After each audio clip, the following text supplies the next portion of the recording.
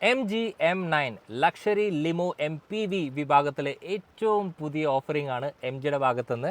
So ഈ ഒരു സെഗ്മെൻറ്റിൽ നമുക്കറിയുന്ന കുറേ വാഹനങ്ങളുണ്ട്. അതൊരു ടൊയോട്ട കേസിലാണെങ്കിൽ വെൽഫയറും, അതുപോലെ തന്നെ കിയയുടെ കേസിൽ EV9 ഉണ്ട് EVയിൽ, അതുപോലെ തന്നെ ഐസിൻ്റെ കേസിൽ നോക്കുകയാണെങ്കിൽ പുതിയ കാർണിവൽ, ഇനി കുറച്ചുകൂടി ലക്ഷറി വേണമെന്ന് പറയുമ്പോൾ ലക്സസിൻ്റെ LM. അപ്പോൾ ഈ വിഭാഗത്തിലെ വാഹനങ്ങൾ കാറ്റർ ചെയ്യുന്ന രണ്ട് സംഭവങ്ങളാണ്. ഒന്ന്, ഞാനിപ്പോൾ ഇരിക്കുന്ന സെക്കൻഡ് റോ കംഫർട്ടും റൈഡ് ക്വാളിറ്റിയും, അതുമാത്രമല്ല ലക്ഷറിയസ് കോണ്ടന്റിലേക്ക് എത്രത്തോളം ആ വാഹനത്തിനകത്ത് ലക്ഷറിയസ് കോണ്ടന്റ് എന്നുള്ള കാര്യമാണ്. അപ്പോൾ ഈ ഒരു വാഹനം ഈ ഒരു സെഗ്മെൻറ്റിൽ ഇത്രയും കോമ്പറ്റീറ്ററിൻ്റെ അകത്ത് എങ്ങനെ പെർഫോം ചെയ്യണം എന്നുള്ള എല്ലാ കാര്യവും നോക്കാം. Welcome to all things auto. അത് മാത്രമല്ല ഇന്നത്തെ റിവ്യൂവിൻ്റെ പ്രത്യേകത എന്താ വെച്ചാൽ നമ്മളുള്ളത് ഗോവയിലാണ്, അതിഗംഭീര മഴയാണ്.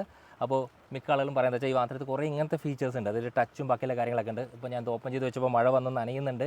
റെസ്പോൺസും ബാക്കിയുള്ള എല്ലാ കാര്യത്തിലും പ്രാക്ടിക്കൽ റിവ്യൂ ആയിരിക്കും. So let's start.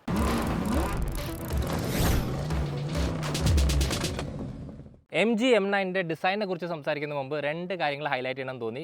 കാരണം അത് തന്നെയാണ് MG കൂടുതലായിട്ട് ഹൈലൈറ്റ് ചെയ്യുന്നത്. കാരണം ഈ സെഗ്മെൻറ്റിൽ വൺ ഓഫ് ദ ബെസ്റ്റ് ആണ് ലെങ്ത്തിൻ്റെ കേസിലും അതുപോലെ വിഡ്ത്തിൻ്റെ കേസിലും. അപ്പോൾ ഈ ഒരു വാഹനം വാങ്ങുന്ന ആൾക്കാർക്ക് വേണ്ട രണ്ട് സംഭവങ്ങളാണ്. ഒന്ന് ഇൻറ്റീരിയർ സ്പേസും അതുപോലെ തന്നെ ലെഗ് റൂമും. അപ്പോൾ അതെല്ലാം നമുക്ക് ഇൻറ്റീരിയേഴ്സിന് സ്റ്റാർട്ട് ചെയ്യാം. സോ ഫസ്റ്റ് ഇതിൻ്റെ ഡിസൈൻ. അപ്പോൾ MG പറയുന്നത് വെച്ചാൽ M9 കുറച്ചും കൂടി സിമ്പിളാണെന്നാണ് പറയണേ. അപ്പോൾ സിമ്പിൾ ആവാനുള്ള മെയിൻ റീസൺ എന്താ വെച്ചാൽ ഓവർ ഫ്ലാംബോയിങ് ഷേപ്സ് ഒന്നുമില്ല, ക്ലീനാണ് ഡിസൈൻ വരുന്നത്. ഈ ഒരു ഭാഗത്ത് നോക്കുകയാണെങ്കിൽ നമുക്ക് DRLs കാണാൻ സാധിക്കും. ആ DRLs ആക്ച്വലി കണക്റ്റഡ് അല്ല. ഇനിയിപ്പോൾ ഇപ്പോഴത്തെ പുതിയ ജനറേഷൻ വാഹനത്തിനകത്ത് വരുന്ന പോലെ തന്നെ വേർട്ടിക്കലിയാണ് ഇതിൻ്റെ ഹെഡ് ലാംപ്സ് പ്ലേസ് ചെയ്തിട്ടുള്ളത്.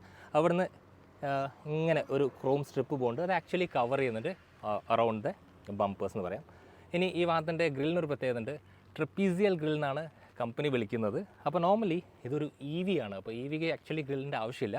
പക്ഷേ ഈ ഒരു ഗ്രില്ല് വരുമ്പോൾ ഈ വാഹനത്തിന് കുറച്ചും കൂടി ആ ഒരു പ്രീമിയംനെസ് അല്ലെങ്കിൽ ഒരു ഐസിൻ്റെ ഫീൽ കിട്ടുന്നുണ്ടെന്ന് പറയാം. ഇനി ഈ വാഹനത്തിനകത്ത് നോക്കുകയാണെങ്കിൽ നമുക്ക് എഡാസ് ലെവൽ 2 സപ്പോർട്ട് ചെയ്യുന്നൊരു വാഹനമാണ്. അതിൻ്റെ ഭാഗമായിട്ട് നമുക്ക് അവിടെ എഡാസിൻ്റെ റഡാറും അതുപോലെ വിൻഷീൽഡിൻ്റെ മുകളിൽ നമുക്ക് ക്യാമറ കാണാൻ സാധിക്കും. ഇനി എനിക്ക് തോന്നിയൊരു മാറ്റം എന്താ വെച്ചാൽ ഈ ഒരു വാഹനം സിമ്പിളായിട്ടുണ്ട്. ഏത് രീതിക്ക് അറിയോ, അത് MG വാഹനങ്ങളുടെ അകത്ത് ലോഗോ ഫോണ്ടൊക്കെ ഭയങ്കരമായിട്ട് അവർ ഹൈലൈറ്റ് ചെയ്യും. പക്ഷേ ഈ വാഹനത്തിനകത്ത് നോക്കുകയാണെങ്കിൽ MGയുടെ ലോഗോ ചെറുതാണ് if compared to the size of the car. അതുപോലെ തന്നെ റിയറിലൊന്നും ആ വലിയ ഫോണ്ടുകൾ നമുക്ക് ഈ വാഹനത്തിനകത്ത് കാണാൻ സാധിക്കില്ല. ഇനി EV ആകുമ്പോൾ ഉറപ്പായിട്ടും ഈ ഒരു സ്പേസിൽ എന്തായാലും ഒരു ഫ്രങ്ക് ഉണ്ടാവും. അപ്പോൾ ഈ ഒരു വാഹനത്തിനകത്ത് ഇവർ ക്ലെയിം ചെയ്യുന്നത് വെച്ചാൽ 50 ലിറ്ററിൻ്റെ മുകളിൽ ഫ്രങ്ക് ഉള്ള ഈ സെഗ്മെൻറ്റിലെ ഏതൊരു വാഹനമാണ് MG M9 എന്നാണ്. സോ ഓബിയസ്ലി എന്താ സംഭവിച്ചാൽ നമുക്ക് ഈ വാഹനത്തിൻ്റെ ചാർജർ ബാക്കിയുള്ള കാര്യങ്ങളൊക്കെ ഇതിൻ്റെ അകത്ത് ഇട്ട് വയ്ക്കാൻ സാധിക്കും. സോ ഇതായിരുന്നു ഇതിൻ്റെ ഫ്രണ്ട് ഡിസൈൻ. ആക്ച്വലി ഈ ഒരു ഭാഗത്തൊക്കെ ഗംഭീരമായിട്ടുണ്ട്. ഈ ഏരിയയിലേക്ക് വരുമ്പോൾ എനിക്ക് രണ്ട് മൈൻഡായിട്ടാണ് ഫീൽ ചെയ്തത്. അപ്പോൾ നിങ്ങളുടെ അഭിപ്രായം എന്താണെന്നുള്ളത് ഉറപ്പായിട്ടും താഴെ കോമെൻറ്റ് ചെയ്യാം. MG M9 ഈ സെഗ്മെൻറ്റിൽ ബാക്കിയുള്ള വാഹനങ്ങളെ പോലെ തന്നെയാണ്. അതായത് ഈ സെഗ്മെൻറ്റിലെ വാഹനങ്ങൾ പ്രത്യേകത വെച്ചാൽ മിക്കതും ബോക്സി ആയിരിക്കും. സോ ഇതിൻ്റെ ഷേപ്പ് നമുക്ക് ബോക്സി ആയിട്ട് തന്നെ ഫീൽ ചെയ്യുന്നത്. വേറൊരു പ്രത്യേകത വെച്ചാൽ ഈ ഒരു വാഹനത്തിന് ഈ ഒരു സെഗ്മെൻറ്റിൽ ബാക്കിയുള്ള വാഹനങ്ങൾ ഇപ്പോൾ EV9ൻ്റെ കേസൊക്കെ ആണെങ്കിൽ നമുക്കതിനൊക്കെ എവിടെയെങ്കിലും ഒരു EV ഫീൽ ഉണ്ട്. ആക്ച്വലി ഈ വാഹനത്തിന് ഫ്രണ്ടിലും EV ഫീൽ ഇല്ല, അതുപോലെ സൈഡിലും EV ഫീൽ ഇല്ല. അതിൻ്റെ റീസൺ എന്ന് പറഞ്ഞാൽ ഇതിനകത്ത് വരുന്നത് 19 ഇഞ്ച് ഓഫ് അലോയിൻ്റെ ആ ഒരു പാറ്റേൺ ആണ്. ആക്ച്വലി ഇതൊരു ഐസ് പാറ്റേൺ ആണ്. അതുമാത്രമല്ല ഈ ഒരു 19 ഇഞ്ച് റബ്ബർ എന്നൊക്കെ പറയുമ്പോൾ ഓബിയസ്ലി ഇതിൻ്റെ റൈഡ് കംഫർട്ടൊക്കെ എങ്ങനെ ഉണ്ടാവും എന്നുള്ള കാര്യം ഉറപ്പായിട്ടും വണ്ടി ഓടിക്കുമ്പോൾ നോക്കാം. അതാണ് ആക്ച്വലി നമ്മൾ മെയിൻലി ഫോക്കസ് ചെയ്യുന്നത്. ഈ ഒരു ഭാഗത്തൊരു സംഭവമുണ്ട്, ബാഡ്ജിങ് ഒന്നുമില്ല. ORVMൻ്റെ അകത്ത് നമുക്ക് 360 ഡിഗ്രി പാർക്കിംഗ് ക്യാമറ അതുപോലെ ഒരു ഇൻഡിക്കേറ്റർ കൊടുത്തിട്ടുണ്ട്. ആക്ച്വലി ഈ ഒരു വാഹനത്തിന് ഏറ്റവും കൂടുതൽ പറയാനുള്ളത് ഇതിൻ്റെ ഡോറിനെ കുറിച്ചാണ്. അപ്പോൾ ഈ വാഹനത്തിനകത്ത് ഏകദേശം നമുക്ക് 6 രീതിക്ക് ഈ ഡോറിനെ ഓപ്പൺ ചെയ്യാൻ സാധിക്കും. ഇപ്പോൾ നോർമൽ കേസിൽ എനിക്ക് ജസ്റ്റ് ഇവിടെ ടച്ച് ചെയ്ത് കഴിഞ്ഞാൽ ഇത് ഓപ്പൺ ആവും, അല്ലാതെ ജസ്റ്റ് ഇങ്ങനെ വലിച്ചു വിട്ട് കഴിഞ്ഞാൽ ഇത് ഓപ്പൺ ആവും. ഇതല്ലാതെ എനിക്ക് അകത്തുനിന്ന് 2 രീതിക്ക് ഇതിനെ ക്ലോസ് ചെയ്യാൻ സാധിക്കും. ഇനി ഞാൻ ക്ലോസ് ചെയ്തില്ലെങ്കിൽ എനിക്ക് ഡ്രൈവറെ കൊണ്ട് ഇതിനെ ക്ലോസ് ചെയ്യിപ്പിക്കാനുള്ള സംഭവമുണ്ട്. അപ്പോൾ ഞാൻ പറഞ്ഞ ഇന്നത്തെ റിവ്യൂ കുറച്ചും കൂടി പ്രാക്ടിക്കലാണ്. കാരണം വെച്ചാൽ നല്ല മഴയാണ്. അപ്പോൾ ആ സമയത്ത് നമ്മൾ ഷൂട്ട് ചെയ്യുമ്പോൾ ഒക്കെ ഇവിടെ ആക്ച്വലി ടച്ച് സ്ക്രീൻ ഉണ്ട്. ഇതിനകത്ത് ഇപ്പോൾ നിങ്ങൾക്ക് കാണാൻ പറ്റും വെള്ളം ചാടുന്നുണ്ട്. സോ അത് എങ്ങനെ വർക്ക് ചെയ്യുന്നു, അപ്പോൾ അതിൻ്റെ ഡ്യൂറബിലിറ്റി എല്ലാ കാര്യങ്ങളും നമുക്ക് ക്ലീനായിട്ട് ചെക്ക് ചെയ്യാം.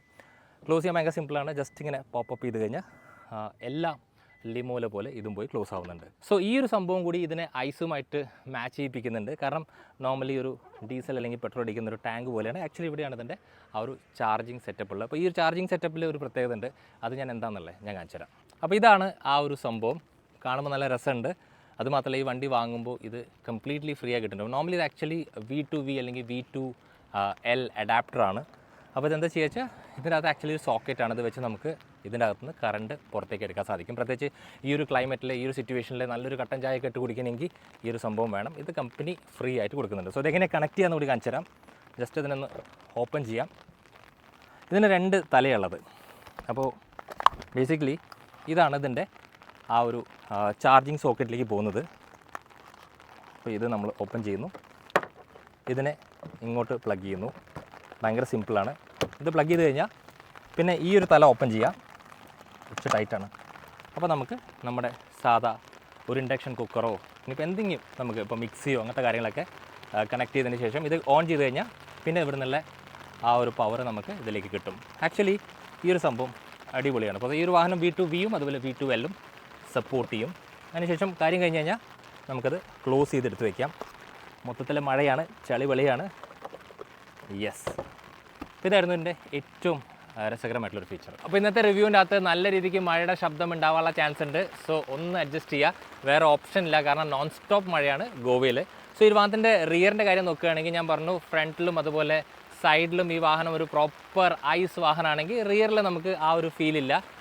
എവിടേക്ക് ഒരു EVയുടെ ഫീൽ അല്ലെങ്കിൽ EVയുടെ ഫ്ലേവർ വരുന്നുണ്ടെന്ന് പറയാം. അപ്പോൾ ബേസിക്കലി ഇത് ഭയങ്കര പ്ലെയിനാണ്, ക്ലീനാണ്. അതുമാത്രമല്ല ഇതിനകത്ത് കണക്റ്റഡ് ടെയിൽ ലാംപ്സ് വന്നിട്ടുണ്ട്. ഫ്രണ്ടിൽ നമുക്ക് DRLs കണക്റ്റഡ് അല്ല, പക്ഷേ റിയറിലെത്തുമ്പോൾ ടെയിൽ ലാംപ്സ് കണക്റ്റഡ് ആണ്.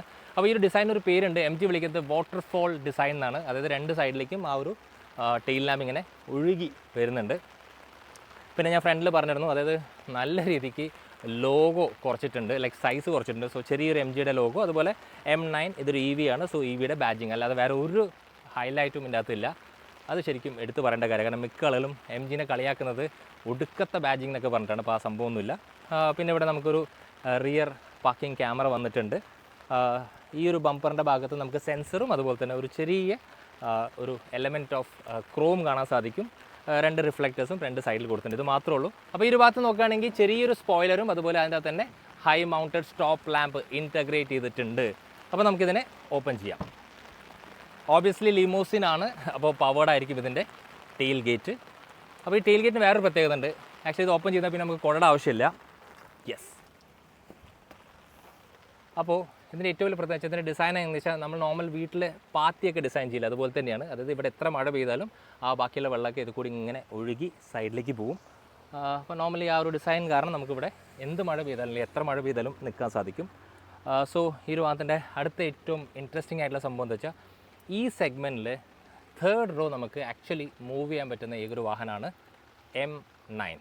അപ്പോൾ അതെങ്ങനെ ചെയ്യുക വെച്ചാൽ, അപ്പോൾ ബേസിക്കലി ഞാൻ ഫുൾ സാധനങ്ങളുണ്ടെങ്കിലും ഇവിടെ എനിക്ക് കുറച്ചും കൂടി തേർഡ് റോയിൽ സ്പേസ് കൂട്ടണമെങ്കിൽ എനിക്ക് ജസ്റ്റ് ഇതിനൊന്ന് വലിച്ചാൽ മതി.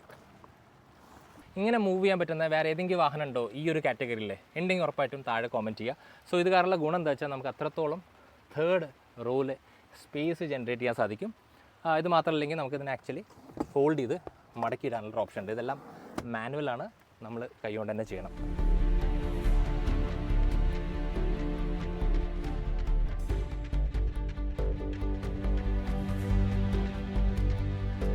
ഇതുപോലെ കോരിച്ചൊരിയുന്ന മഴയത്ത് എന്തെങ്കിലുമൊക്കെ കുറിച്ചുകൊണ്ട് ഇത്രയും നല്ല വിസിബിലിറ്റിയിലെ സീനറിയൊക്കെ കണ്ടുകൊണ്ട് പോകാൻ പറ്റുന്ന one of the best seats ആണ് MG M9ൻ്റെ സെക്കൻഡ് റോ. അപ്പോൾ കമ്പനി പറയുന്നത് തന്നെ ഇതിനെ പ്രസിഡൻഷ്യൽ സീറ്റ് എന്നാണ്. അപ്പോൾ ഇങ്ങനെ പ്രസിഡൻഷ്യൽ സീറ്റ് പറയാനുള്ള കേസ് എന്താ വെച്ചാൽ അതിനകത്ത് അത്രത്തോളം ഫീച്ചേഴ്സ് ഉണ്ട്, നമ്മൾ ആക്ച്വലി പാമ്പർ ചെയ്യും. അപ്പോൾ നമുക്ക് ഈ വാഹനത്തിൻ്റെ സീറ്റ്സിൻ്റെ ഓരോ ഫീച്ചർ നോക്കാം. പിന്നെ വേറെ കാര്യം എന്താ വെച്ചാൽ, ഈ വാഹനം ഈ ഒരു സെഗ്മെൻറ്റിലെ ലോങ്കസ്റ്റ് കാറാണ്. സോ നമുക്ക് അഡാപ്റ്റ് ചെയ്യാൻ പറ്റും സീറ്റ്സ്.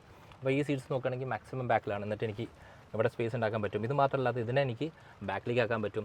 ഈ സീറ്റ്സ് നോക്കുകയാണെങ്കിൽ ഏറ്റവും ഫ്രണ്ടിലാണ്, എന്നിട്ട് ഇതിൻ്റെ സ്പേസ് നിങ്ങൾക്ക് കൃത്യമായിട്ട് കാണാൻ പറ്റും. അപ്പോൾ ആക്ച്വലി ഇതിനകത്ത് മെനൂവർ ചെയ്യാൻ ഭയങ്കര സിമ്പിളാണ്. അപ്പോൾ നമുക്ക് സീറ്റ്സിൻ്റെ ഫംഗ്ഷൻ തന്നെ സ്റ്റാർട്ട് ചെയ്യാം. അപ്പോൾ MG ഇതിനകത്ത് ആക്ച്വലി എല്ലാ ഫീച്ചേഴ്സും കൊടുത്തിട്ടുണ്ട്. അപ്പോൾ ബേസിക്കലി ഈ ഒരു സെക്കൻഡ് റോ കംഫർട്ടിന് വേണ്ടിയിട്ടാണ് മിക്ക ആളുകളും ഈ വാഹനം എടുക്കുന്നത്. സോ അതിന് ബേസിക് ആയിട്ടുള്ള വേണ്ട സാധനം വെച്ചാൽ മസാജിങ് സീറ്റ്സ് വേണം, ഓബ്വിയസ്ലി ഇതിനകത്തുണ്ട്.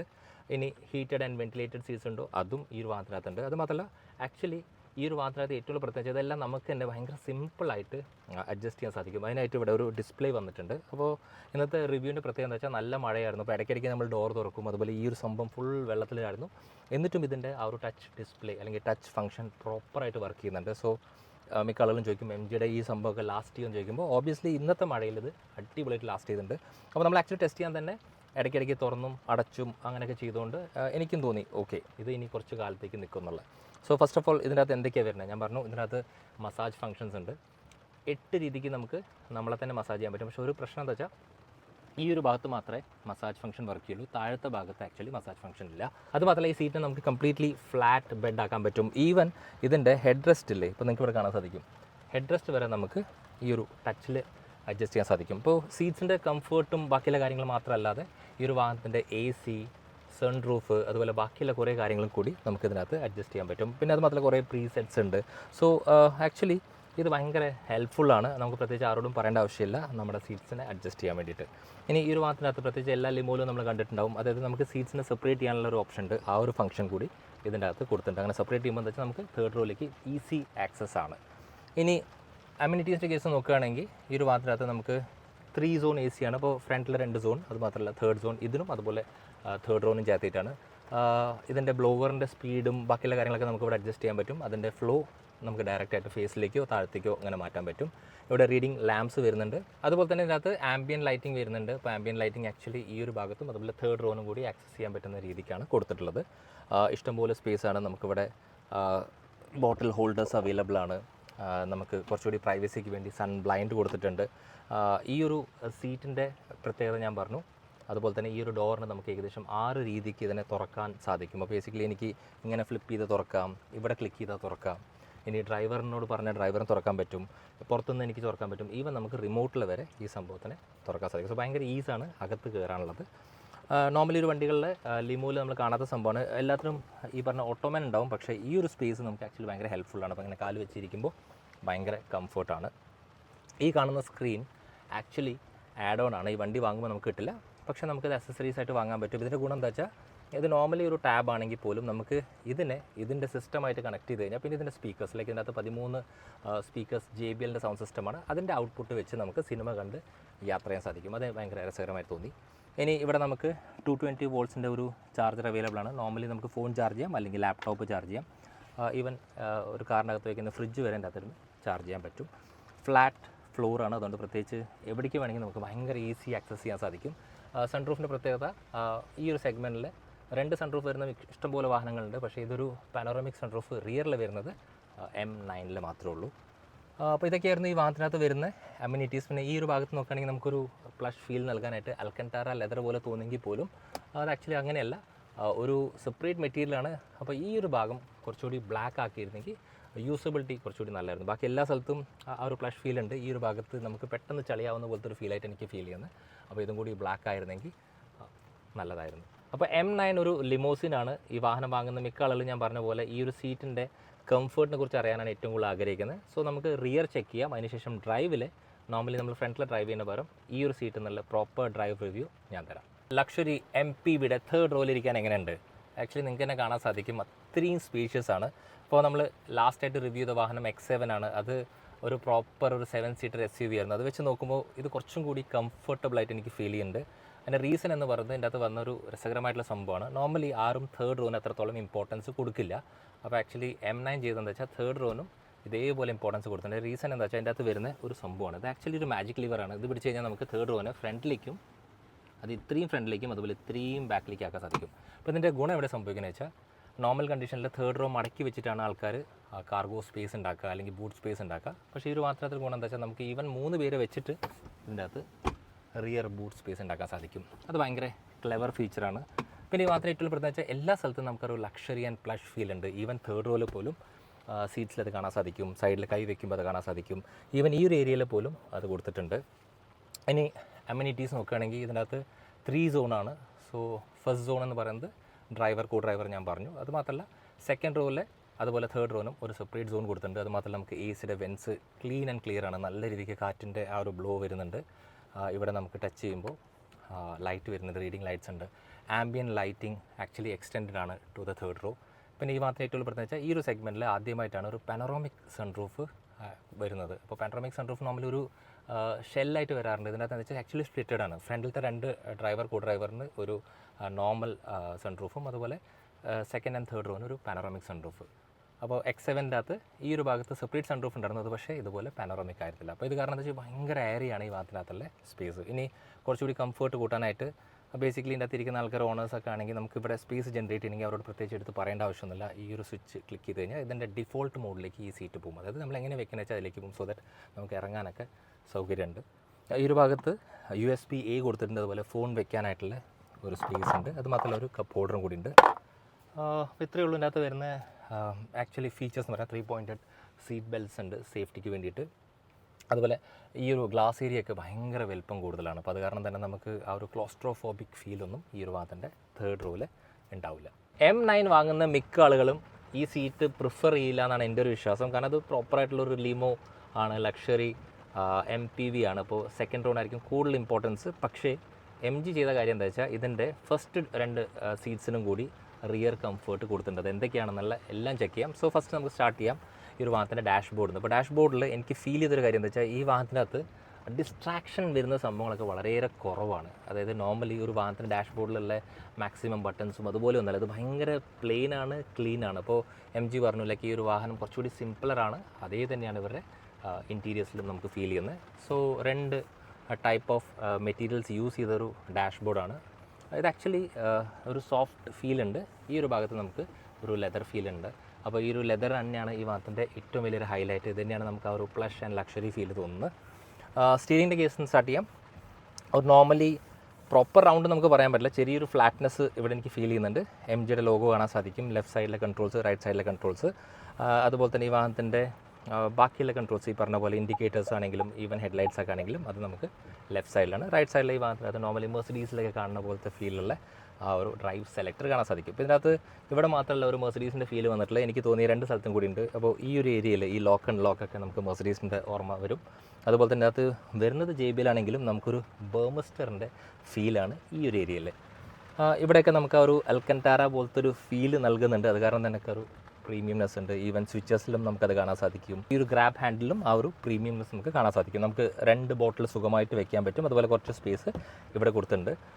ഈ ഒരു ഏരിയയിൽ ഞാൻ പറഞ്ഞു ഒരു സോഫ്റ്റ് മെറ്റീരിയലാണ്. ആക്ച്വലി ലെതർ ഫീലില്ല, പക്ഷേ ഇവിടെ നമുക്ക് സ്റ്റിച്ചിങ്സും കാണാൻ സാധിക്കും.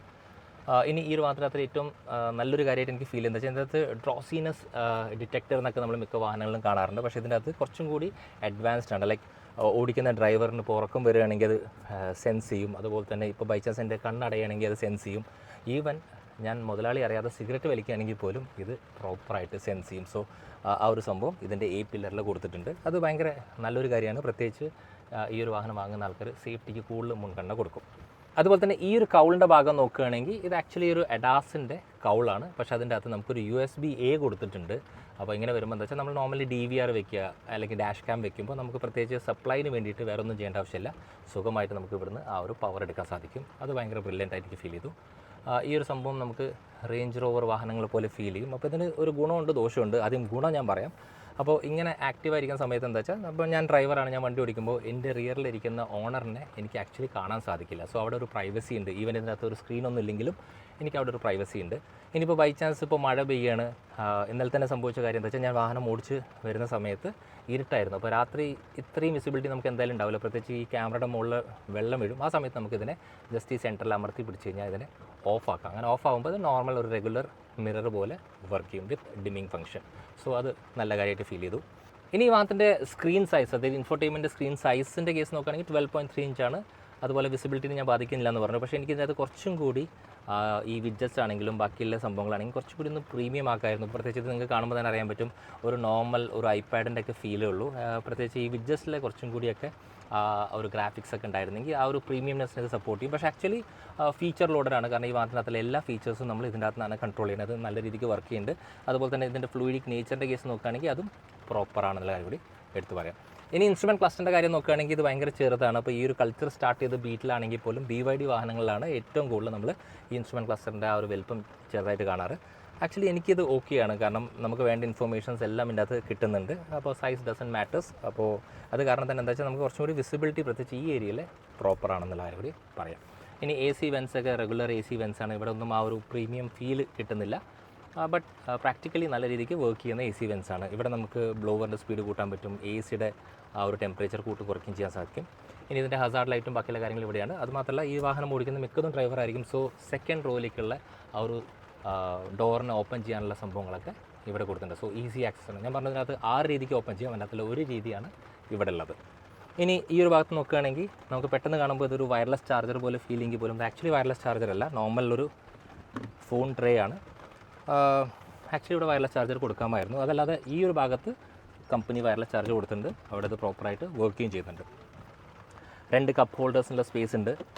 ഇവിടെ ഒരു വലിയ കബി ഹോൾ ഉണ്ട്. പക്ഷേ ഇതിൻ്റെ അകത്ത് പ്രത്യേകിച്ച് നമുക്ക് USB-Cയോ എയോ ഈവൻ 12 വോൾട്ടിൻ്റെ ഒരു സംഭവം കൊടുത്തിട്ടില്ല. ആക്ച്വലി ഇവിടെ കൊടുക്കാമായിരുന്നു. ഇനി ഈ ഒരു ഭാഗത്ത് നോക്കുകയാണെങ്കിൽ ഇതിനകത്ത് 2 USB-A ആണ് കൊടുത്തിട്ടുള്ളത്. നോർമലി പുതിയ വണ്ടിയാണ്, പുതിയ ജനറേഷനാണ്, അപ്പോൾ C കൊടുക്കാമായിരുന്നു. 12 വോൾട്ട് ചാർജറുണ്ട്. അപ്പോൾ ഈ അഡാപ്റ്റർ ഇതിൻ്റെ സെക്കൻഡ് റോളിൽ സ്ക്രീനിനെ റൺ ചെയ്യാൻ വേണ്ടിയിട്ടാണ്. സോ അതൊരു ആഡ് ഓൺ ബിറ്റ് പോലെയാണ്, നമുക്ക് ഓൺ ഓഫ് ചെയ്യാനുള്ളൊരു ഓപ്ഷൻ കൂടി ഉണ്ട്. അപ്പോൾ ഇതിനനുസരിച്ചാണ് സ്ക്രീൻ ഓണും ഓഫും ആവുന്നത്.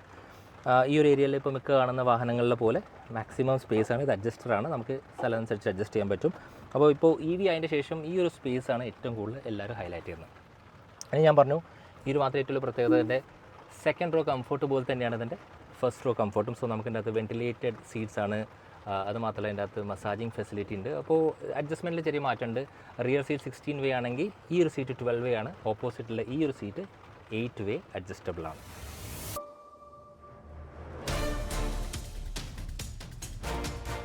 നോർമലി നമ്മുടെ ഡ്രൈവ് റിവ്യൂ സ്റ്റാർട്ട് ചെയ്യുന്നത് നമ്മൾ വണ്ടി ഓടിച്ചുകൊണ്ടാണ്. പക്ഷേ എനിക്ക് മനസ്സിലായത് എന്താ വെച്ചാൽ ഈ ഒരു വാഹനം വാങ്ങുന്ന ആളുകൾ മാക്സിമം ഇരിക്കാൻ ആഗ്രഹിക്കുന്ന ഈ സ്പേസാണ്. അപ്പോൾ ഈ ഒരു സ്പേസിലിരുന്ന് പോകുമ്പോൾ എങ്ങനെയുണ്ട് റൈഡ് ആൻഡ് കംഫർട്ട്. അപ്പോൾ ഇനീഷ്യലി ഞാൻ ഈ വണ്ടി കണ്ടപ്പോൾ ഞാൻ ഭയങ്കര ആക്ച്വലി ഇംപ്രസ്ഡ് ആയിരുന്നു. കാരണം സൈസും അതുപോലെ ഫീച്ചേഴ്സൊക്കെ വെച്ച് നോക്കുമ്പോൾ. അപ്പോൾ ഞാനും എൻ്റെ ഒരു ബെഞ്ച് മാർക്ക് കുറച്ചും കൂടി കയറ്റി വെച്ചു. അപ്പോൾ എന്താ കാരണം വെച്ചാൽ ഇപ്പോൾ ഇന്ത്യയിൽ ഇറങ്ങുന്ന വാഹനങ്ങൾ, ഫോർ എക്സാമ്പിളായിട്ട് പറയുകയാണെങ്കിൽ മഹീന്ദ്രയുടെ BE6 അതുപോലെ XCV90 ഈ 2 വാഹനങ്ങളുടെ റൈഡ് എനിക്ക് ഭയങ്കര ഇഷ്ടമാണ്. അത് മാത്രമല്ല ഈ ലേറ്റസ്റ്റ് ആയിട്ട് ഞാൻ ഡ്രൈവ് ചെയ്ത ഹാരിയറിൻ്റെ .EVയുടെ അകത്തും റൈഡിൽ നല്ലൊരു മാറ്റമുണ്ട്. സോ അതൊരു മിനിമം ഒരു സ്റ്റാൻഡേർഡാക്കി വെച്ചുകൊണ്ടിട്ടാണ് ഞാൻ ഈ വണ്ടിക്കകത്ത് കയറിയത്. അപ്പോൾ ഫസ്റ്റ് ഇംപ്രഷൻ്റെ കേസ് നോക്കുകയാണെങ്കിൽ ഈ വണ്ടി നോർമൽ റൂട്ടിൽ പോകുമ്പോൾ നമുക്ക് വലിയ പ്രശ്നങ്ങളൊന്നും ഫീൽ ചെയ്യില്ല. പക്ഷേ ഇപ്പോൾ നമ്മൾ ഓടിക്കൊണ്ടിരിക്കുന്ന ചെറിയ എന്താ പറയുക, ഇപ്പോൾ നമ്മൾ ബംപ്സും ലംസും ഒന്നും അല്ലാതെ തന്നെ നമുക്ക് ഈവൻ ആയിട്ടുള്ള റോഡ് അല്ലാത്ത സ്ഥിതിക്ക് എവിടെയെങ്കിലൊക്കെ ടാർ ഒന്ന് കയറി നിൽക്കുന്ന സിറ്റുവേഷനിലൊക്കെ നമുക്കത് ആക്ച്വലി അകത്ത് ഫീൽ ചെയ്യും. അപ്പോൾ ഇതാണ് എനിക്ക് നിങ്ങളോട് ഓപ്പൺലി പറയാനുള്ളത്. കാരണം നോർമലി ഈ ഒരു വണ്ടി വാങ്ങുന്ന ആളുകൾക്ക് വേണ്ടത് ഒരു പ്ലഷ് ആൻഡ് എന്താ പറയുക സൂത്തിങ് ആയിട്ടുള്ള ഒരു റൈഡാണ്. പക്ഷേ ആ റൈഡ് നോർമലി നല്ല ഹൈവേസിനകത്ത് കിട്ടും. പക്ഷേ ഇടയ്ക്ക് ബമ്പോ അല്ലെങ്കിൽ എവിടെയെങ്കിലൊക്കെ ഡിവൈഡേഴ്സോ ഒക്കെ വരുമ്പോൾ ഓട്ടോമാറ്റിക്കലി ആ റൈഡിൻ്റെ ആ ഒരു സ്വഭാവം കംപ്ലീറ്റ്ലി മാറുന്നുണ്ട്. അപ്പോൾ എനിക്ക് തോന്നിയത് എന്താ വെച്ചാൽ ഈ വണ്ടി പുറത്തുള്ളൊരു വാഹനമാണ്. സോ ബേസിക്കലി ഈ ഒരു വണ്ടി ഇന്ത്യയിലേക്ക് അഡാപ്റ്റ് ചെയ്യുമ്പോൾ ഇതിൻ്റെ റൈഡ് ആൻഡ് കംഫർട്ടിന് കുറച്ചും കൂടി പ്രോമിനൻസ് കൊടുക്കായിരുന്നു. കാരണം റൈഡിൽ മാത്രമേ പ്രശ്നമുള്ളൂ. കംഫർട്ടിൻ്റെ കേസിൽ എനിക്ക് ഫീച്ചർ വൈസ് ഒന്നും എവിടെയും ഒന്നും പറയാനില്ല. കാരണം മാക്സിമം ഫീച്ചേഴ്സ് ഈ വണ്ടി നൽകുന്നുണ്ട്. പക്ഷേ ആ റൈഡിൻ്റെ അകത്ത് കിട്ടുന്ന ഒരു 20 to 30% അവർക്ക് ആക്ച്വലി നന്നാക്കാമായിരുന്നു. അപ്പോൾ നോർമലി ഒരു ലിമോയിലിരുന്ന് പോണ പോലെയല്ല. നമുക്കിതിൻ്റെ കുഷനൊക്കെ നമ്മൾ സപ്പോർട്ട് ചെയ്യുന്നുണ്ട്. പക്ഷേ നമുക്ക് റൈഡിൻ്റെ കേസ് നോക്കുമ്പോൾ MGയുടെ മിക്ക വാഹനങ്ങളുടെയും ആ ഒരു റൈഡ് പോലെ എനിക്ക് ഫീൽ ചെയ്യുന്നത്. അപ്പോൾ ഇതായിരുന്നു ഈ ഒരു സീറ്റിലിരുന്ന് യാത്ര ചെയ്തപ്പോൾ എനിക്ക് ആത്മാർത്ഥമായി തോന്നിയൊരു കാര്യം. ബാക്കി ഫീച്ചർ ലിസ്റ്റും കംഫോർട്ടും എല്ലാം അടിപൊളിയാണ്. ഇപ്പോൾ ഞാൻ ആക്ച്വലി ഇതിൻ്റെ ഓണറാണെന്ന് വിചാരിക്കുക, ഡ്രൈവറാണ് വണ്ടി ഓടിക്കുന്നത്. അപ്പോൾ ഇതിൻ്റെ ഈ ഒരു IRVയുടെ ഏറ്റവും പ്രത്യേകത എന്ന് വെച്ചാൽ അദ്ദേഹത്തിന് എന്നെ കാണാൻ സാധിക്കില്ല. അപ്പോൾ അതൊരു നല്ല കാര്യം. അപ്പോൾ പേഴ്സണലി എന്തെങ്കിലുമൊക്കെ നമ്മൾ സംസാരിച്ചിരിക്കുകയൊക്കെ ചെയ്യുമ്പോൾ അവർക്ക് നമ്മളെ കാണാൻ സാധിക്കാത്ത ആ ഒരു സംഭവം നല്ലൊരു പ്രൈവസി എനിക്ക് ഫീൽ ചെയ്തു. പിന്നെ നമുക്ക് എൻ്റർടൈൻമെൻറ്റും അതുപോലെ ബാക്കി എല്ലാ കാര്യങ്ങളിലും എവിടെയും പ്രത്യേകിച്ച് പരാതിയൊന്നും പറയാനില്ല. ഒരു 10ൽ നമുക്കൊരു 8 മാർക്ക് കൊടുക്കാം. ഇനി ഈ ഒരു വാഹനത്തിൻ്റെ അകത്തുള്ള ബാറ്ററി, ഇതിൻ്റെ പവറും ബാക്കിയുള്ള കാര്യങ്ങളൊക്കെ നമുക്ക് വണ്ടി ഓടിച്ചിട്ട് ചെക്ക് ചെയ്യാം. ബട്ട് ഡ്രൈവിന് പോകണ മുമ്പ് ഒരു കാര്യം കൂടി പറയാനുണ്ട്. കാരണം ഇതൊരു EV ആണ്. സോ EV ബേസിക്കലി ശബ്ദം ഉണ്ടാക്കില്ല. സോ ഇവർക്ക് ഇതിൻ്റെ അകത്ത് NVH ലെവൽസിൽ കുറച്ചുകൂടി വർക്കൗട്ട് ചെയ്യാറുണ്ട്. അപ്പോൾ പ്രത്യേകിച്ച് മഴയായതുകൊണ്ട് നമുക്ക് മഴയൊക്കെ കൃത്യമായിട്ട് അകത്ത് കേൾക്കാൻ സാധിക്കുന്നുണ്ട്. അപ്പോൾ മഴയ്ക്ക് പ്രത്യേകിച്ച് ഒന്നും ചെയ്യാറില്ല. ഇനിയിപ്പോൾ ഏത് വില കൂടി വണ്ടിയെല്ലാം കേൾക്കും. പക്ഷേ ചില സമയത്ത് നമുക്ക് ടയർ നോയ്സും വിൻഡ് നോയ്സും ഇതിൻ്റെ അകത്ത് നല്ല രീതിയിൽ കേൾക്കുന്നുണ്ട്. പ്രത്യേകിച്ച് സൈഡിൽ കൂടിയൊക്കെ ഏതെങ്കിലും ഒരു വണ്ടി പോയി കഴിഞ്ഞാൽ ഇതിനകത്ത് കേൾക്കുന്നുണ്ട്. സോ ഈ ഒരു സെഗ്മെൻറ്റിലൊരു വണ്ടി വാങ്ങുമ്പോൾ ഓബിയസ്ലി NVH ലെവൽസും അതുപോലെ സൗണ്ട് ഇൻസുലേഷനിൽ കുറച്ചും കൂടി ശ്രദ്ധ കൊടുക്കാമായിരുന്നു. M9ൻ്റെ പ്രസിഡൻഷ്യൽ സീറ്റിൽ നിന്ന് നമ്മൾ ഡ്രൈവർ സീറ്റിലേക്ക് എത്തിയിട്ടുണ്ട്. സോ ഇവിടെ ഇരുന്ന് ഓടിക്കുമ്പോൾ എന്തൊക്കെയാണ് മാറ്റങ്ങൾ? അപ്പോൾ ഞാൻ സെക്കൻഡ് റോയിൽ ഇരുന്നപ്പോൾ ഞാൻ പറഞ്ഞു ഈ വണ്ടി ഇപ്പോൾ ബംപ്സ് ആൻഡ് ബാക്കിയുള്ള കാര്യങ്ങളൊക്കെ നല്ല രീതിക്ക് നമുക്ക് ഫീൽ ചെയ്യിപ്പിക്കുന്നുണ്ട് സെക്കൻഡ് റോയിൽ. പക്ഷേ കമ്പാരിറ്റീവ്ലി ഫ്രണ്ടിൽ വരുമ്പോൾ അത് കുറച്ചും കൂടി ബെറ്ററാണ് എന്നാണ് എൻ്റെ ഒരു പേഴ്സണൽ അഭിപ്രായം. സോ ഫ്രണ്ടിലാണ് കുറച്ചും കൂടി ഈ വാഹനം കംഫർട്ടബിൾ. ആക്ച്വലി അങ്ങനെയല്ല വേണ്ടത്. ഫ്രണ്ടിനെക്കാട്ടിലും ഈ വാഹനം സെക്കൻഡ് റോയിലായിരിക്കണം കുറച്ചും കൂടി കൂടുതൽ കംഫർട്ട് വേണ്ടത്. സോ നമുക്ക് ഈ വാഹനത്തിനകത്ത് നോക്കാം. അപ്പോൾ ബേസിക്കലി ഇതിനകത്ത് ഇരിക്കുന്നത് 90 kWh ബാറ്ററി പാക്കാണ്. അത് വെച്ചിട്ട് ഈ വാഹനത്തിന് ഏകദേശം കമ്പനി ഒന്നും ക്ലെയിം ചെയ്യുന്നില്ല. കാരണം എപ്പോഴും ടെസ്ല എന്ന് പറയണേ ഇതിൻ്റെ റേഞ്ച് എന്ന കാര്യം. പക്ഷേ എനിക്ക് തോന്നുന്നു ഏകദേശം ഒരു 400 to 450 വരെ നമുക്ക് റിയലിസ്റ്റിക് റേഞ്ച് കിട്ടും. സോ റിയലിസ്റ്റിക് റേഞ്ച് ഈ വാഹനത്തിൽ ഇത്രയും ഓക്കെ ആണോ എന്ന് ചോദിച്ചു കഴിഞ്ഞാൽ ഇതിന് 2 രീതിക്കുള്ള അഭിപ്രായങ്ങളാണ്. അപ്പോൾ നോർമൽ കണ്ടീഷൻസിൽ മിക്കതും ഈ വണ്ടി വാങ്ങുന്ന ആൾക്കാരുടെ വീട്ടിൽ വേറെ വണ്ടി ഉണ്ടാകും. സോ റേഞ്ച് മിക്ക സ്ഥലത്തും പ്രശ്നങ്ങൾ സംഭവിക്കാൻ ചാൻസസ് ഇല്ല. ഇനിയിപ്പോൾ നിങ്ങൾക്ക് ഇത് വെച്ച് ലോങ് ക്രൂസ് ചെയ്യണമെങ്കിൽ നമുക്കിതിനെ ഏകദേശം 30-80% വരെ ഏകദേശം ഒരു 45 to 50 മിനിറ്റ്സിലുണ്ട് ചാർജ് ചെയ്യാൻ പറ്റും. സോ അത് വലിയൊരു ഇഷ്യൂ ആവാൻ ചാൻസ് ഇല്ല. പിന്നെ MGയുടെ ഏറ്റവും വലിയ ഗുണം എന്ന് വെച്ചാൽ MGയുടെ റേഞ്ച് അങ്ങനെ വിചാരിച്ച പോലെ കുറയുന്ന സംഭവമല്ല, അതൊരു മിനിമം ഗ്യാരണ്ടി ഉള്ളൊരു വാഹനമാണ്. സോ നമുക്കിതിൻ്റെ ഒരു 400 എന്നുള്ള രീതിക്ക് നമുക്ക് അസംഷൻ വയ്ക്കാം. ഇനി സ്റ്റിയറിങ്ങിൻ്റെ കേസ് നോക്കുകയാണെങ്കിൽ ഭയങ്കര ഫീഡ്ബാക്ക് നൽകുന്ന വലിയ സംഭവമായിട്ടുള്ള സ്റ്റിയറിംഗ് ഒന്നുമില്ല. പക്ഷേ ഇത് ഓടിക്കുന്ന മിക്കതും ഡ്രൈവർമാരായിരിക്കും. പക്ഷേ നോർമലി ഇപ്പോൾ നമുക്ക് ഓണറിനും ഈ വണ്ടി ഒന്ന് ഡ്രൈവ് ചെയ്ത് എക്സ്പീരിയൻസ് ചെയ്യണമെങ്കിൽ എല്ലാ ഫീച്ചർ കംഫർട്ടും ഉണ്ട്. അപ്പോൾ സ്റ്റിയറിംഗ് ഫീഡ്ബാക്ക് ഓക്കെയാണ്, വേണ്ട എല്ലാ ഫീച്ചേഴ്സും ഉണ്ട്. ഇനി എടുത്ത് പറയേണ്ട സീറ്റിനെ കുറിച്ചാണ്. ഇപ്പോൾ നോർമലി ഇങ്ങനത്തെ വണ്ടിയുടെ അടുത്ത് റിയർ സീറ്റിനുള്ള കൂടുതൽ കംഫർട്ട് കൊടുക്കുകയാണെങ്കിൽ ഇതിൻ്റെ അകത്ത് റിയറിൽ സെയിം ഫീച്ചേഴ്സ്, ഇപ്പോൾ മസാജിങ് സീറ്റ്സ് ഉണ്ട്, വെന്റിലേറ്റഡ് സീറ്റ്സ് ഉണ്ട്, കുറച്ചും കൂടി കുഷനിയാണ് ഇതിൻ്റെ ഫ്രണ്ട് സീറ്റ്സ്, മെമ്മറി ഫങ്ഷൻസ് ഉണ്ട്. അതുപോലെ തന്നെ റിയറിൽ ഒരു 16 വേ ആണെങ്കിൽ ഫ്രണ്ടിൽ നമുക്ക് ഏകദേശം 12 വേ അഡ്ജസ്റ്റ്മെൻറ്റ് വരെ കിട്ടുന്നുണ്ട്. ഇനി എൻ്റെ ഏറ്റവും ഫേവറേറ്റ്, ഇപ്പോൾ നമ്മൾ ഗോവയിലാണ് വണ്ടി ഓടിക്കുന്നത്. അപ്പോൾ ഈ ഗോവയിൽ വണ്ടി ഓടിക്കുമ്പോൾ ഒരു കാര്യം കൂടി നിങ്ങളോട് പറഞ്ഞാൽ കൊള്ളാൻ തോന്നി. അതായത് ഗോവയുടെ ഒരു ടോപ്പോഗ്രാഫിയും അതുപോലെ തന്നെ കേരളത്തിൻ്റെ ടോപ്പോഗ്രാഫിയും ഏകദേശം സെയിം ആണ്. അതായത് ഇവിടെയും വയാഡക്റ്റും അതുപോലെ എല്ലാ സംഭവങ്ങളുണ്ട്. ഇപ്പോൾ ഇവിടെ നമ്മൾ വണ്ടി ഓടിക്കുമ്പോൾ നമുക്ക് കുറച്ചും കൂടി സ്പീഡ് ചെയ്യാൻ തോന്നാറുണ്ട്. അപ്പോൾ നിങ്ങൾക്ക് കാണുമ്പോൾ എനിക്കിപ്പോൾ ഏകദേശം ഒരു 100-200 ഓടിച്ചിട്ടുണ്ട് ഞാൻ, to be very frank. Try out ചെയ്യാൻ പറ്റുന്നൊരു സ്പേസാണ്. പക്ഷേ ഇതേ സെയിം സാധനം നമ്മുടെ നാട്ടിൽ നമുക്ക് ഇപ്പോഴത്തെ പുതിയ ഹൈവേയിൽ അങ്ങനെ ചെയ്യാൻ എനിക്ക് ധൈര്യം വരാറില്ല. അപ്പോൾ ഇവിടെയുള്ള ഒരു പ്രത്യേകത എടുത്ത് പറയുന്നത് വെച്ചാൽ ഇവിടെ സൈഡിലുള്ള ആ ഒരു മതിലിൻ്റെ, ശരിക്കും പറഞ്ഞാൽ അത് മതിലാണ്. അപ്പോൾ ആ മതിൽ പോലെ തന്നെയാണ് നമ്മുടെ നാട്ടിൽ ഡിവൈഡർ ഉണ്ടാക്കിയിട്ടുള്ളത്. അപ്പോൾ ഡിവൈഡറിൻ്റെ ഹൈറ്റ് കൂടും, പ്രത്യേകിച്ച് നമ്മുടെ നാട്ടിൽ അതിനെ വൈറ്റ് ആൻഡ് ബ്ലാക്കിലാണ് പെയിൻ്റ് അടിച്ചിട്ടുള്ളത്. സോ ഓബ്വിയസ്ലി ഒരു ഇല്യൂഷൻ ജനറേറ്റ് ചെയ്യും. അപ്പോൾ ആ ഒരു സമയത്ത് നമുക്ക് ധൈര്യം കുറച്ച് കുറവാണ്. അത് മാത്രമല്ല കുറേ പേര് പറയുന്നത് വെച്ചാൽ അതിൻ്റെ അകത്തുള്ള വീതിയിലും മാറ്റമുണ്ട്. സോ ഇതെൻ്റെ ഒരു അഭിപ്രായമായിരുന്നു. ഈ വണ്ടി ഈ ഗോവയിലൂടെ ഓടിക്കുമ്പോൾ മിക്കത് ആൾക്കാർ കമ്പാരിസൺ വരും. സോ എനിക്ക് ഇവിടെ സ്പീഡ് ചെയ്യാൻ പറ്റും, പക്ഷേ നാട്ടിൽ X7 ആയിട്ട് സ്പീഡ് ചെയ്യുന്ന സിറ്റുവേഷനിൽ അത് അത്രത്തോളം എഫക്റ്റീവ് ആയില്ല. അപ്പോൾ അതുകൂടി എൻ്റെ കൂടെ പറഞ്ഞു എന്ന് മാത്രമേ ഉള്ളൂ. സോ നമ്മൾ പറഞ്ഞു വന്നത് ഈ മാത്രമേ എൻ്റെ ഫേവറേറ്റ് ആയിട്ടുള്ള ഡാഷ്ബോർഡിനെ കുറിച്ചാണ്. അപ്പോൾ ഡാഷ്ബോർഡിൻ്റെ ഏറ്റവും പ്രത്യേകിച്ച് ഭയങ്കര ക്ലീൻ ആൻഡ് ക്ലിയർ ആണ്. അതുപോലെ തന്നെ തടസ്സങ്ങളൊന്നുമില്ല. അതിപ്പോൾ ഇൻസ്ട്രുമെൻറ്റ് ക്ലസ്റ്റർ ആണെങ്കിലും പ്രത്യേകിച്ച് സ്റ്റിയറിങ്ങിൻ്റെ താഴെയാണ്. അത് മാത്രമേ ഇതൊന്ന് പോപ്പപ്പ് ചെയ്തിട്ടുണ്ട്, കാരണം വലിയ ഇഷ്യൂസ് ഒന്നുമില്ല വ്യൂവിൽ. പിന്നെ നമുക്ക് ബോണറ്റിൻ്റെ എല്ലാ ഭാഗവും കൃത്യമായിട്ട് കാണാൻ സാധിക്കും. പിന്നെ ഭയങ്കര ക്ലീനാണ്, സിമ്പിളാണ്, പ്ലെയിനാണ്, വലിയ ബട്ടൺസോ അങ്ങനത്തെ കാര്യങ്ങളൊന്നുമില്ല. AC ഒക്കെ നോർമൽ തന്നെയാണ്. അപ്പോൾ ഇതെനിക്ക് ഭയങ്കരമായിട്ട് ഇഷ്ടപ്പെട്ടു. ഇനി ഇതിൻ്റെ അകത്തുള്ളൊരു ഫീച്ചറാണ് നമുക്ക് ഡ്രോസീനെസ്, അല്ലെങ്കിൽ ശരിക്കും പറഞ്ഞാൽ ഉറക്കം വരണോ, അല്ലെങ്കിൽ നമ്മൾ ബൈ ചാൻസ് കണ്ണടച്ച് പോവുകയാണ്, അങ്ങനത്തെ സിറ്റുവേഷനിൽ നമ്മളെ ഹെൽപ്പ് ചെയ്യാൻ വേണ്ടിയിട്ട് അവിടെ സെൻസർ ഉണ്ട്. പക്ഷേ നോർമൽ കണ്ടീഷനിൽ സെൻസർ എങ്ങനെ വർക്ക് ചെയ്യേണ്ടത് വെച്ചാൽ, ഇപ്പോൾ മഹീന്ദ്രയുടെ B6 നല്ലതായിട്ട് വർക്ക് ചെയ്യുന്നതാണ്. കാരണം വെച്ചാൽ ഞാനിപ്പോൾ അവിടേക്ക് നോക്കാതെ ഇപ്പോൾ ക്യാമറാമാൻ ബാസിത്തിന് അവിടേക്ക് നോക്കിയിട്ട് കുറേ നേരം ഇരുന്ന് കഴിഞ്ഞാൽ ഓട്ടോമാറ്റിക്കലി ഇത് പോപ്പപ്പ് ചെയ്യണം. അതായത് ഞാൻ നോക്കുന്നില്ല എന്ന് പറഞ്ഞാൽ വലിയ കമൻസ് ഒക്കെ വരേണ്ടതാണ്, പക്ഷേ ഒരു നോട്ടിഫിക്കേഷൻ്റെ അകത്ത് വരുന്നില്ല. സോ മോസ്റ്റ്ലി ഈ ഒരു വണ്ടി നമുക്ക് കുറച്ച് കൂടുതൽ ദിവസത്തേക്ക് കിട്ടുമ്പോൾ നമ്മൾ ട്രൈ ഔട്ട് ചെയ്യും. അപ്പോൾ ഈ ഒരു കേസിൻ്റെ അകത്ത് കമ്പനി പറയുന്നുണ്ട്, പക്ഷേ ഇതുവരെ അത് വർക്ക് ചെയ്യുന്ന പോലെ ഒരു ഫീൽ എനിക്ക് കിട്ടിയിട്ടില്ല. ഇനി എൻ്റെ ഫേവറേറ്റ് ആയിട്ടുള്ള സെക്ഷനാണ് സൗണ്ട്. അപ്പോൾ ഈ ഒരു വണ്ടിനകത്ത് വരുന്ന 13 സ്പീക്കർ JBLൻ്റെ സൗണ്ട് സിസ്റ്റമാണ്. ഞാൻ തീരെ ഹാപ്പിയല്ല, എടുത്തു പറയാം. കാരണം വെച്ചാൽ നോർമലി നമ്മൾ എക്സ്പെക്ട് ചെയ്യുന്ന രണ്ട് കാര്യങ്ങളാണ്. ഒന്ന്, ഞാൻ റൈഡ് ആൻഡ് ഹാൻഡ്ലിങ്, പ്രത്യേകിച്ച് റൈഡിൻ്റെ കേസിൽ ഞാൻ കുറച്ച് ഡിസപ്പോയിൻ്റ് ആയി. അതുപോലെ തന്നെ ഇതിൻ്റെ അകത്തുള്ള സൗണ്ട് സിസ്റ്റത്തിൻ്റെ കേസിൽ ഞാൻ ആക്ച്വലി ഡിസപ്പോയിൻറ്റഡ് ആണ്. കാരണം നോർമലി ഈ ഒരു ഇത്രയും പൈസ കൊടുത്ത് വാങ്ങുമ്പോൾ അല്ലെങ്കിൽ ഈ ഒരു സെഗ്മെൻറ്റ് ഓഫ് വാഹനങ്ങളിൽ കുറച്ചും കൂടി നല്ല സൗണ്ട് സിസ്റ്റം കൊടുക്കാമായിരുന്നു.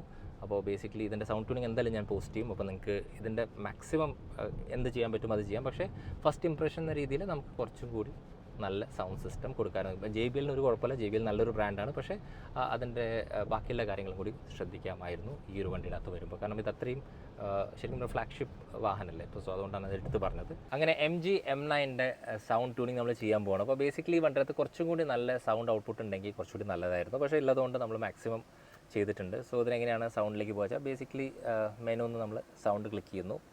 അപ്പോൾ അതിനകത്ത് ഒപ്റ്റിമൽ ലിസ്ണിംഗ് പൊസിഷൻ ഇത് ആക്ച്വലി സെലക്ട് ചെയ്യേണ്ട. ഞാനിതെല്ലാം ടെസ്റ്റ് ചെയ്ത് നോക്കി, നമ്മൾ വിചാരിച്ച ഔട്ട്പുട്ടില്ല. സോ അത് ഓഫ് ചെയ്യുക. അതിനുശേഷം ഈക്വലൈസർ അഡ്ജസ്റ്റ്മെൻ്റ് ആണ്. അപ്പോൾ അതിൻ്റെ അകത്ത് കസ്റ്റം ക്ലിക്ക് ചെയ്യുക.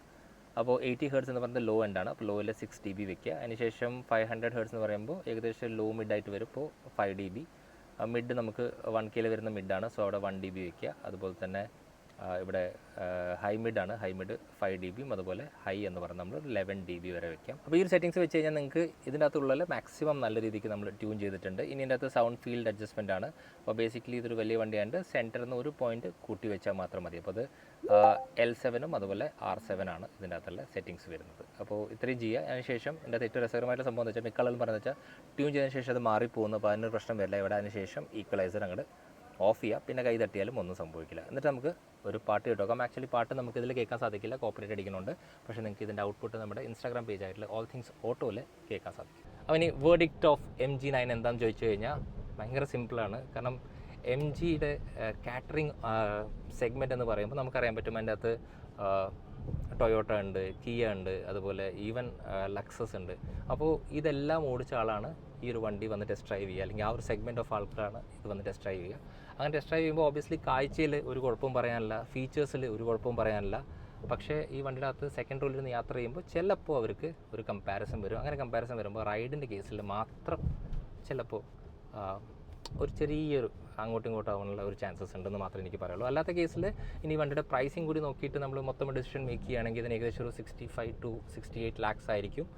അങ്ങനെ വരുമ്പോൾ ഇത്രയും ഫീച്ചേഴ്സുള്ള വാഹനങ്ങൾക്ക് നമുക്ക് ഏകദേശം 1 crore അടുത്ത് കൊടുക്കണം. സോ അത് വാല്യൂ ഫോർ മണി വെഹിക്കിൾ ആണെന്നുള്ള കേസിൽ ഒരു സംശയമില്ല. സോ ഇതായിരുന്നു MG M9 കുറിച്ചുള്ള എൻ്റെ ഒരു പേഴ്സണൽ റിവ്യൂ. അപ്പോൾ ഈ ഒരു റിവ്യൂ ഇഷ്ടപ്പെട്ട് കഴിഞ്ഞാൽ ഉറപ്പായിട്ടും ഓൾ തിങ്സ് ഓട്ടോ ഇതുവരെ സബ്സ്ക്രൈബ് ചെയ്യുക. അത് മാത്രമല്ല ആരെങ്കിലൊക്കെ വീട്ടിൽ അല്ലെങ്കിൽ ഫ്രണ്ട്സിൻ്റെ ഇടയ്ക്ക് ലിമോസിൻ വാങ്ങാൻ ആഗ്രഹിക്കുന്നുണ്ട്. സോ ഒബ്വിയസ്ലി ഈ ഒരു വീഡിയോ അവർക്ക് ഷെയർ ചെയ്യുക. അത് മാത്രമല്ല നമ്മൾ ഇൻസ്റ്റാഗ്രാമിലുണ്ട് ഓൾ തിങ്സ് ഓട്ടോ ഒഫീഷ്യൽ എന്ന് പറഞ്ഞിട്ട് അവിടെ ഈ വാഹനത്തിൻ്റെ ലേറ്റസ്റ്റ് അപ്ഡേഷനും റീൽസും നിങ്ങൾക്ക് കാണാൻ സാധിക്കും. സോ അടുത്ത വട്ടം പുതിയൊരു വാഹനമായി കാണുന്നവരെ this is your host Senthil S Nair signing off. Take care and always drive safe.